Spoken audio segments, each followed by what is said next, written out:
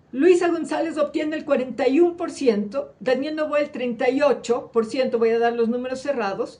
En la segunda vuelta, ella crece, obtiene un 47,19%, pero él pasa del 38% a un 52%, 14 puntos. En el oro, esto sí es abismal. En el oro, ella obtiene en la primera vuelta 49% y él 43%. ¿Saben qué pasa en la segunda vuelta? Que ella pierde votos, obtiene solo el 47% y él pasa del 43% al 52%. Y Orellana, para terminar, ella saca en la primera vuelta 49%, el 39%, y en la segunda vuelta, una vez más, ella pierde votos, 48%, y él pasa del 39% al 51%. Es decir, que él se gana toditos los votos, ella no gana ni un solo voto, sino que además de eso pierde. Discúlpenme, pero eso es imposible. Eso es imposible. Si me hubiesen dicho que el resultado era similar a los resultados del 2023, lo podría haber creído, sí, que él podría haber ganado con un 51% y ella haberse quedado con un 48%, eso era posible.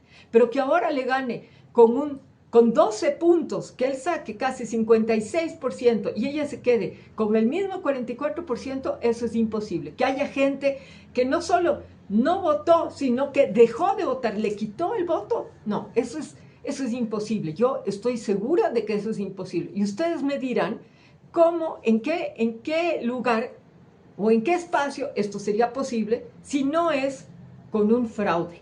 Yo creo que hay serios indicios para una duda razonable. Pero ¿saben qué es lo peor?